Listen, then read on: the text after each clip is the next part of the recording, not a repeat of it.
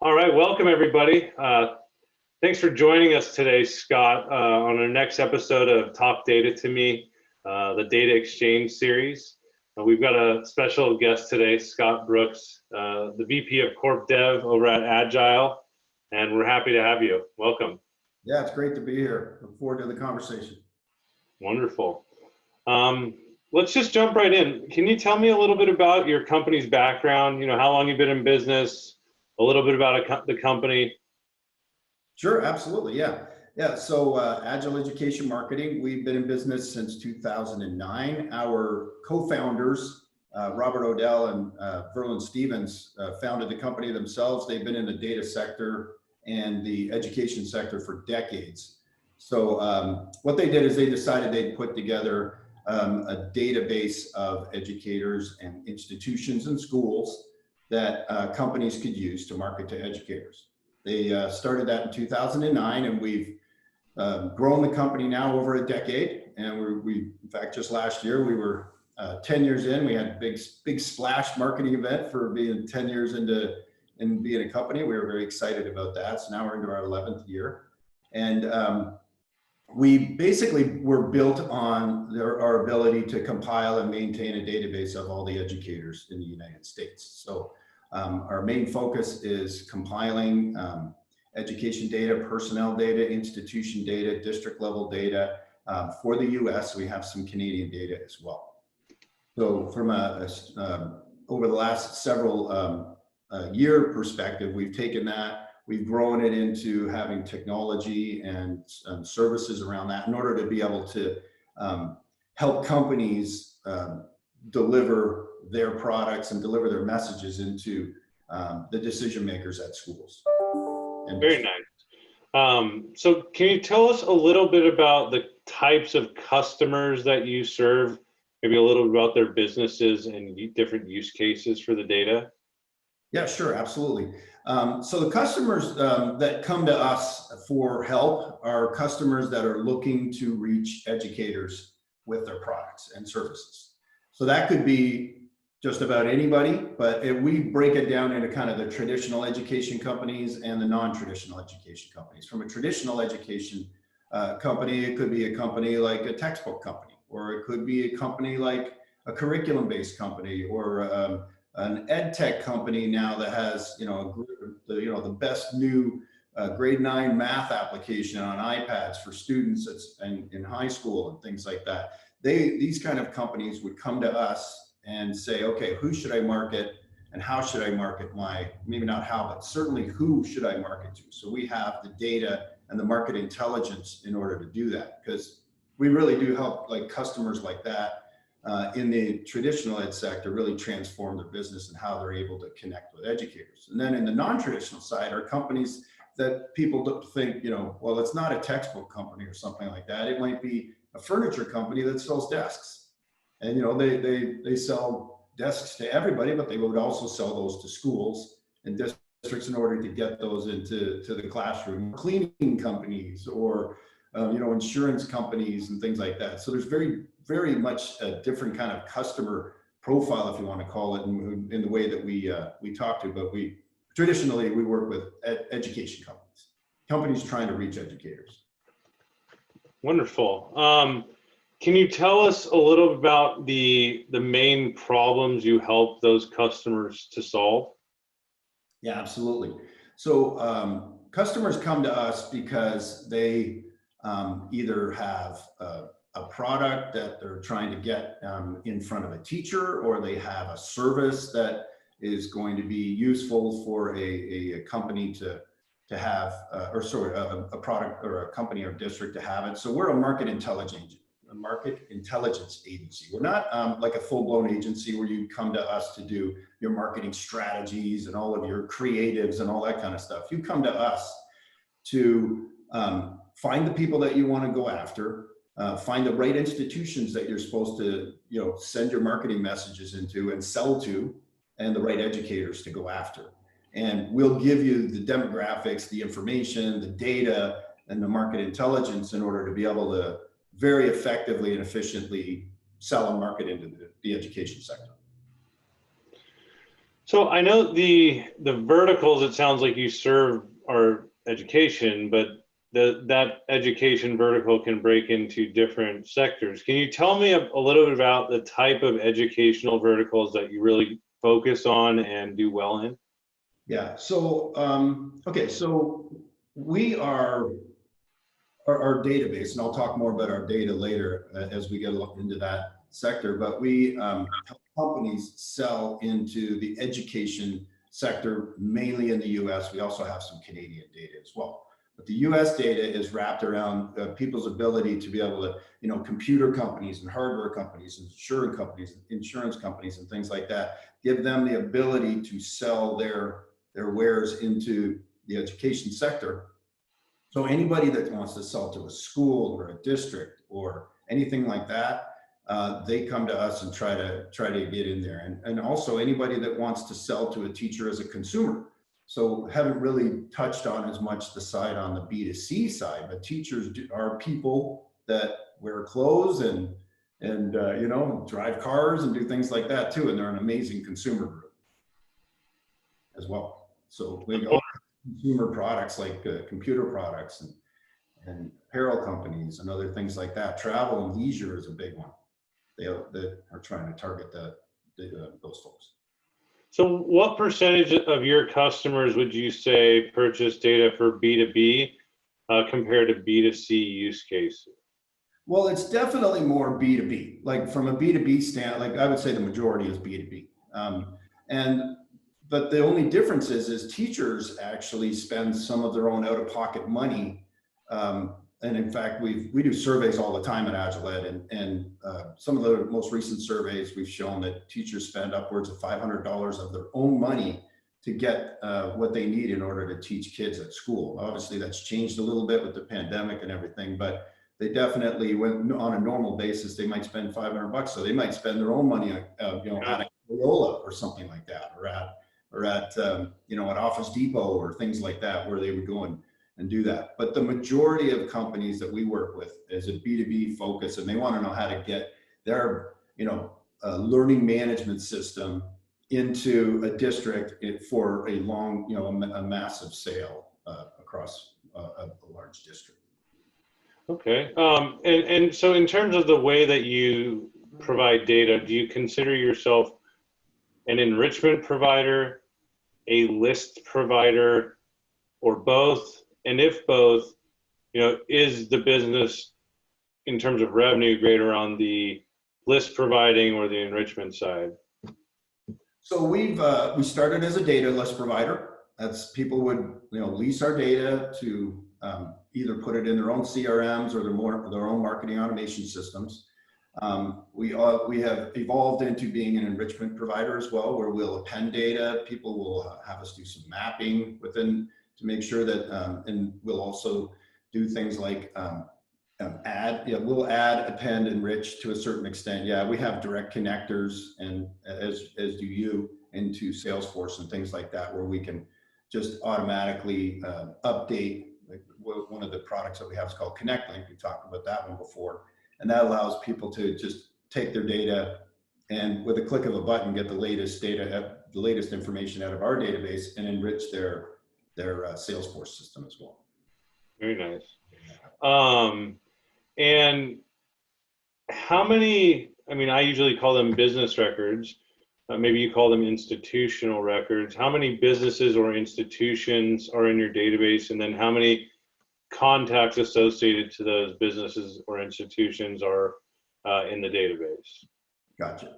So we characterize it. It is very similar to kind of like a hierarchy in a B2B sector or in a regular private sector, where you have a large CEO, and it drills down into vice presidents and things like that. So for example, a district might be a large business. So we would call that a B2B sale, where a company would go after and talk to a district. We have, in fact, I just pulled up we update our data all the time. So the latest data on the district level that we have is, we have about 200,000, about 20,000 districts. So there's about 20,000 districts in the United States.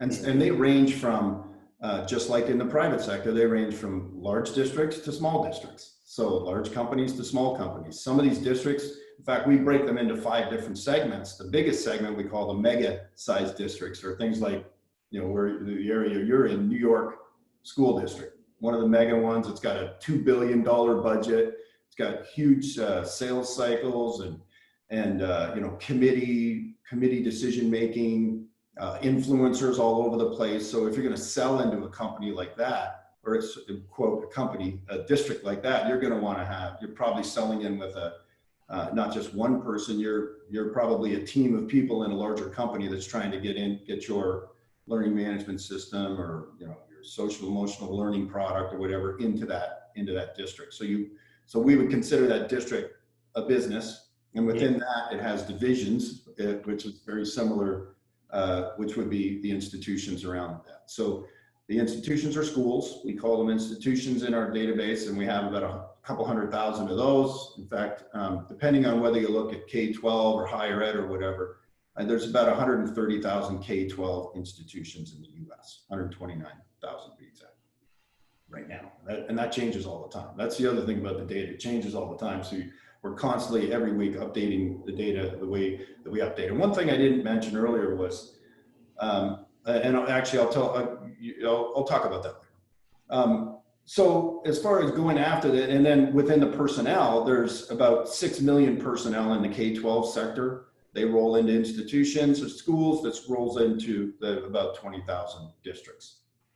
And then in the higher ed side of it, there's about 6,700 colleges and universities. And then we break those all down into is it a 4-year college? Is it a 2-year trade college? Is it, and things like that. It's a private, public, things like that. We'll break that down. In fact, when we break down the data within the K-12 side of it, we look at, is it public, private, charter, Catholic, all these kinds of things. And we could talk about demographics all day long. We've got hundreds and hundreds of demographics for each of these areas that we look at that make a big impact on the way that you can target and go after them. And then we also go after the early childhood education sector, of which there's about 400,000 people that we have in our database for that as well. And people like to target them just as much as they like to target anybody else. And they could be part of a school or a district. They might have early childhood education within that school or district, or it might be a private one, or it might be part of some cases they're part of universities too. It's really interesting. And then the fourth thing that we have are libraries, and libraries are amazing because they tend to have a lot of the purse string when it comes to curriculum items and books and things like that. So they're always a really good target as well.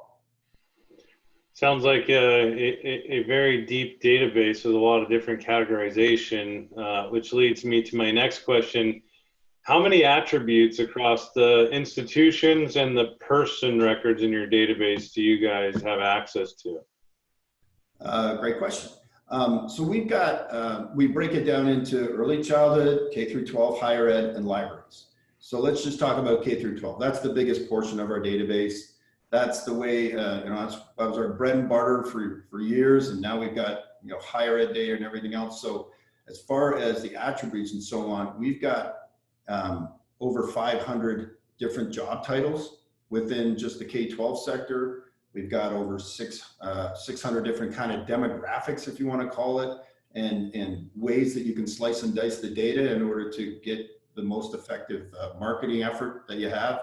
We break it down into institution types. We can break it down into enrollment, break it down into funding levels, break it all kinds of different ways to do it. We even look, we have some unique things that we do, like student performance data, and or how is one school doing against another one within a district. We look at something we call Ed Intel, which is a product offering that we have, a premium product offering that allows you to drill into the purchases of districts and how they are purchasing large things like SEL products, LMSs, and which are learning management systems, social emotional learning services and products, and so on. And we have that within our databases, your ability for you to really drill down into things that are right within your wheelhouse and how you want to market to them. And another big one is for tech companies, infrastructure companies and things like that. We carry E-rate data, and E-rate data is unbelievable, the amount of funding that goes into E-rate data in the different category 1 and category 2 E-rate information. So if you're an infrastructure company like a Cisco or somebody like that, they're going to want to look at our E-rate data in order to see who's purchased what and where the funding went, like, because there's billions of dollars every year. This was an Obama thing back a few years back, where he put together the upgrading of the infrastructure within schools and districts, and our E-rate data stays on top of all that. Yeah, I mean, I saw your catalog and I was pleasantly surprised. Most data providers have maybe 100 attributes, maybe a couple hundred, but getting up into the 500-600 range gives you a lot of granularity, which is probably one of your competitive advantages, but I'd let you answer that yourself. Are there any key considerations when it comes to your differentiating factor in terms of competitors who focus on the same space? Yeah. Well, so we are number one. The number one differentiator is we just do it. And our other competitors that are at our level, of which there's only a couple, they do other verticals, and all we do is focus on education. And it's also our compilation methodologies. Most of, if not all of our competitors do screen scraping and technology pulls from information, because we get our data, ours is prospecting data, right? But it's data that's available out there, which makes it completely available to the public in order to be able to market to those people, right? It's not like it's kind of almost an implied opt-in data source. So we have we'll do technology in order to, or leverage technology in order to pull that information off of websites. In other words, teachers' names and addresses and phone numbers and principals and superintendents and everybody else. We make 1 million phone calls a year into the schools and the districts to confirm that data. Literally over 1 million phone calls a year. So because the data changes all the time, it's critical to be able to have that up-to-date information. Because I don't know if I mentioned this earlier, but there's at least a 20% turnover year over year in teachers and personnel and everything else. And there's schools that open, schools that close, and it's an unbelievable amount of data to stay on top of. So that, and we have with that, and the way that we compile, we have at least about a 30% unique differentiator within our data. We have about 30% unique data records. Wow. Has COVID impacted your ability to keep data clean, or caused, that churn rate to even skyrocket further on, those employees moving to different institutions? Yeah, I mean, well, employers are moving to different institutions all the time. So that's that 20 to 25% churn year over year. We're set up for it. So COVID really didn't hit us hard in terms of the ability to stay on top of our data, because they're still keeping their websites up to date and they're still letting us know what's going on. And we've added in new information like our COVID, the 2020 opening COVID pandemic information. So that's something that's unique to us is we have that. So if companies want to know if a school's opening, if they're going to stay virtual or whatever, we have that. And we're on top of that weekly as well. So that's something where the churn hasn't really affected us in terms of being able to keep our data up to date. We're obviously not calling into schools as much as we are contacting people, but people are still available to connect with and make sure the data is correct. Wonderful. So 2 more questions. One is around helping, because I know data buyers don't always know what they want, right? And so one of the things I want to get from you is, do you offer any services around helping a prospective data buyer understand more about the institutions and the people at institutions that they sell to, so that they can understand who their ideal customer profile is, so that they can eventually buy that profile from you? But do you have any sort of ideal customer profile analysis services that can help somebody who sells into these spaces understand the types of attributes and targets they should be focused on? Yeah, well, that's I would categorize that as our day-to-day business, is helping companies figure out who to market to and how to market to them.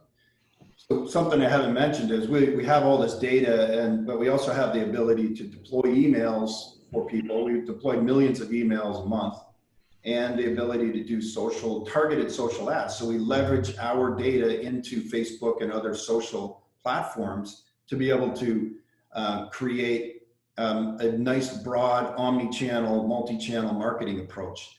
Again, I said we're not a full agency, but we have stretched into the ability to do that and then track, what they're doing, how the opens and clicks are doing, and all that kind of stuff. We have our own technology to do that. So we're data, plus we have innovative approaches in order to help them do that.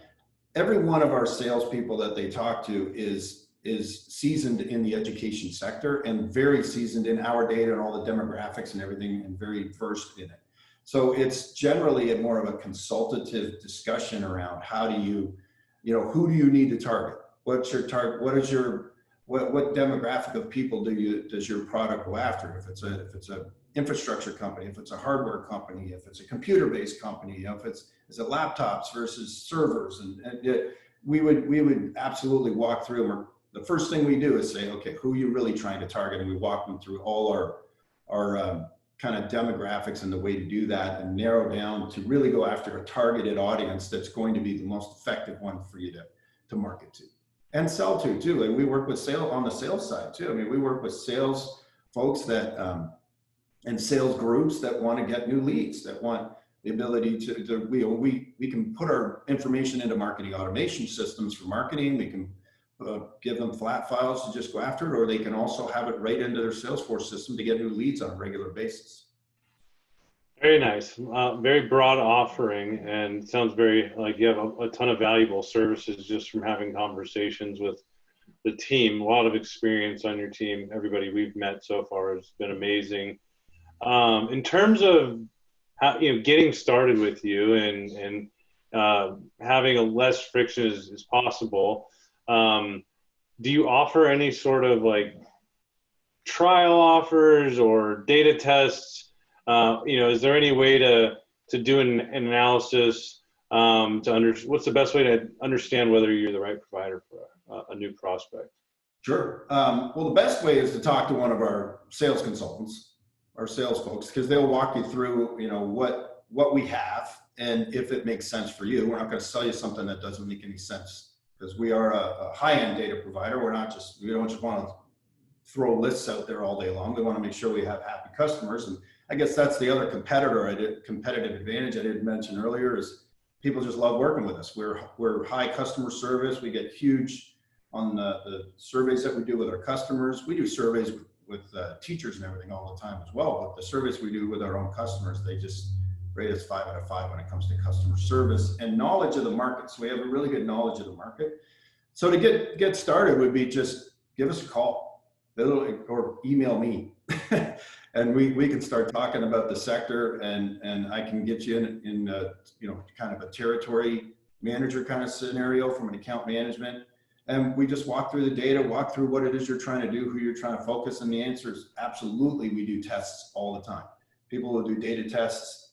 We highly recommend it, in fact, because that way we can hone your message as well as hone down to the exact type of people that you're going to want to target in your future marketing.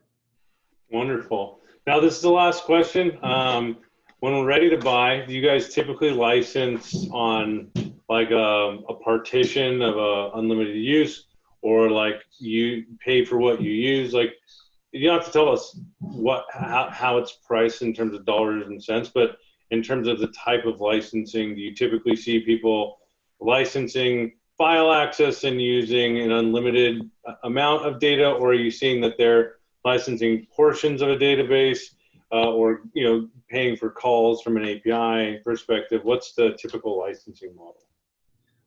You basically put them all out there. It's all of the above. People will lease data from us. They'll lease a portion of data. Maybe they just want to get all the grade 2 teachers in Texas. Well, boom, we'll give you that. You just or whatever. You know, you can slice and dice it all the way you want.